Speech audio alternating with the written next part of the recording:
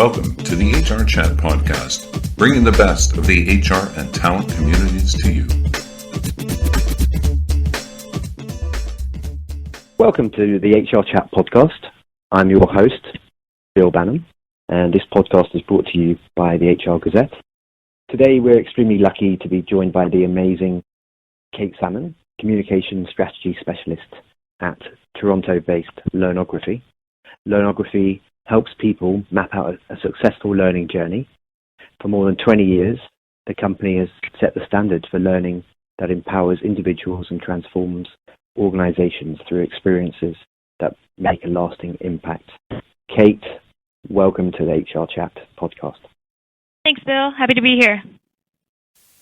It's awesome to have you here. Kate, let's jump straight in. What I didn't mention there is you and I have known each other for a wee while. You're also actually one of the community managers with the HR Gazette. You create fantastic content and always introduce us to awesome people and event opportunities and so on. I think I've been working. I think I've been working with the HR Gazette for over a year now and loving every minute of it. That's great to hear. Long may it continue. Let's learn a wee bit about your career history, though, before you got to that role with the Gazette and your role with Learnography. Sure. Yeah, I have always wanted to be a writer, but in high school I kind of hated the idea of just sitting at my computer by myself all day writing novels. So I studied rhetoric in university and got into marketing, writing proposals at an architecture firm here in Toronto. And I absolutely loved, the social nature of marketing, loved contributing to the design of public spaces, and really got me thinking about how I could use my writing powers for a better purpose. And found my way to Learnography, which is really a great home for me because, the power of education really can't be understated. I currently work with a great team of solutions people developing resources and like media, websites, stuff like that. I'll do that again. I work with a team of instructional designers that specialize in, creating beautiful learning. And my job is to distill their knowledge, to take what they know about learning and share it with our audience through blog posts or other publications. Can you add to that by giving us an insight into the average work week for Kate Salmon? Sure. I mean, I'm sure any marketing professional knows you're probably touching 20 or 30 different things every day. That's part of why I love my job. A lot of it's, sending emails, making sure that all the new opportunities that we're getting are getting the right people on it. I actually meet with the design team and I take client requests to them and say, how can we meet these needs? How can we design the best resource for them? And then I write a lot of proposals, distilling our service offering to the clients and meeting with clients to go over, the different specifications of the project. And then the more fun side of my work, I would say for me, is the writing blogs, writing website content. Occasionally we write, for larger publications like the HR Gazette, and working with the team to decide what new pockets of what new communities we can reach out to. Okay, now here's a hard-hitting question for you. All right. You work for a learning solutions company, so I'd love to hear what are your in-house learning policies and strategies. Yeah, great. We take our role in the learning space really seriously, and we are constantly thinking of ways to, demonstrate the value of learning, because a big part of what I do and what we do is advocating for in-house training. So we really want to practice what we preach. And we do it in a lot of small ways, but the two big ways are individual learning plans for everyone on our team. So everyone has an area of development that they've identified. Mine is project management, and I actually got sent back to school a couple months ago to study project management at Ryerson in order to move into, a new role.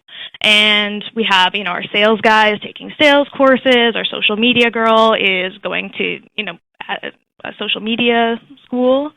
And everyone has a different kind of trajectory. And that kind of formal learning is supplemented by in-house coaching.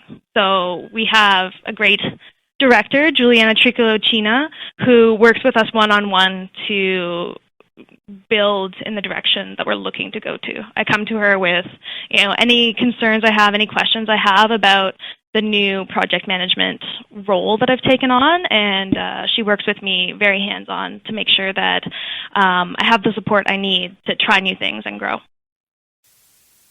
Wonderful. Listeners, I'm delighted to mention that Kate has recently received another promotion because she is wonderful at her job and continues to climb that learning career ladder. Yeah, and that kind of growth really wouldn't be possible without the in-house learning that we do, right? A lot of companies, I think, bring someone on, they have a specific role in mind, and they bring someone on to fill those needs, which can always be really tricky, finding the perfect person to fit a job description. Instead, we find good people, and then we identify competency gaps in order to fill them. And, once you've flourished to the fullest extent of your role, then the question becomes, well, where do you want to grow next? Where do you want to take your role? And I think everyone at the company has, a different trajectory in mind. We have different, growth plans for them, and those kind of conversations are constantly evolving, which is great. Okay, so you've touched on it just then, but if you could offer, 2, 3 benefits of a robust learning policy. Right. I've gotten ahead of us. Right. So, yeah, certainly I think that growth is really great. And the resulting employee engagement, I would say, is the biggest benefit of a learning policy, demonstrating that the organization has taken a stake in the development of their team really, makes people excited to come into work, excited about, instead of worrying about what new things they might be assigned or not doing things that they don't want to do, it's a question of what can I take on? How can I stretch and grow into new areas? And having the support of coaching means that when we are stretching beyond stretching outside of our comfort zone, we know we have that safety net, and we know that that tolerance for failure is built into a learning mentality. So we're more willing to try things and willing to fail, which is great. Another byproduct of a team that's constantly growing is that we don't have to do as much outsourcing or recruiting, because instead of saying, hey, we need more graphic design hands, it's not a question of finding someone who can do graphic design. It's a question of, hey, who wants to learn graphic design, which is a lot of fun. I think a lot of people on our team, because graphic design is a big part of creating great learning, so a lot of us have had our hands in the design to various degrees, and we're all at various stages of learning, which means that we can learn from each other as well as learning from an official coach. So yeah, I think it makes for a great environment. It makes for a very trusting environment, and an environment where everyone's excited to come into work in the morning, which is great. So you've spoken about the environment and the people, but can you help me try to understand what makes for a good learning resource? What does that look like? It's a great question. And I think what makes for a good resource really depends on the audience. A lot of the instructional design work we do starts with understanding the specifics of the audience, whether it's age level, amount of experience, where they're located. A lot of times we're dealing with English language learners or bodies of people that maybe don't have a high level of literacy, so we tailor the resources to the audience. One universal principle that I try to apply to any project I'm working on is brevity. I mean, I think everyone knows time is a very precious resource, and if we can take something that was an hour and make it 5 minutes while covering all of the learning objectives that our clients have set out, then the chances of people taking whether it's a learning module or watching a video is going to go up, and the chance that they're actually going to remember what they've learned also goes up. So a lot of what we do, or a lot of what I do when I'm looking at scripts or learning resources, is editing and distilling complex material into something that's a lot more digestible. So brevity, accessibility, I would add, whether that means making something universally designed so it can be on mobile and people can access it, anywhere, or, upholding the standards of the AODA, which is another thing that Learnography always does with our clients. We always maintain accessibility standards to make sure that closed captions are included and all the various checkboxes are checked off so that everyone can use them. And this is more personal probably, but I always try to put together a resource that's funny or somehow engaging. For me, it's humor. Humor really goes a long way to keeping my attention and making an experience memorable. But depending on the content, we'll take different approaches to make sure that it really resonates with the audience. I could go on for a while. That's probably, those are the top three: accessible, short, and funny. That's great, thank you. And you threw humor in there as well, which is extremely important to us at the HR Gazette. Yeah. Some of the things that we talk about are a wee bit drier, so it's always good to be able to throw a bit of humor in there. I'm always trying to bring the humor. I mean, our HR chats, I think, benefit from my my particular brand of humor, but it might just be me that's enjoying it. So. Kate, I'm a big fan of what Learnography does, but it begs the question: why operate as a non-profit in a space that's predominantly for profit? What was the rationale when Learnography was set up, and why is it geared towards a non-profit path? Yeah. This is a question I answer a lot at conferences when I'm introducing the organization to someone, and they're coming from either a bank or a bigger organization, and they're like, "Wait, nonprofit?" It's such a unique attribute to have in what we do, and especially when they see we show up with this big giant booth and all kinds of fancy flyers, and they almost don't believe us. But it's a really important piece of who we are and something I always bring to the forefront because we're driven more by a desire to change the learning space than to find the most lucrative client, and that allows us to really be more creative in the kinds of work we do and more impactful in the clients we serve. Something I should have started with, Juliana would slap me on the wrist for not having said, we don't actually use the term nonprofit internally. We use the term for purpose because we don't like to be defined by what we're not. We're not defined by the fact that we don't seek out profits. We're defined by the fact that we serve a purpose, a learning purpose, and we try to promote that in our work with all our clients. For purpose. I love that. That's a great term. Yeah. Can you offer us a view into your organization's broader HR policies? Sure.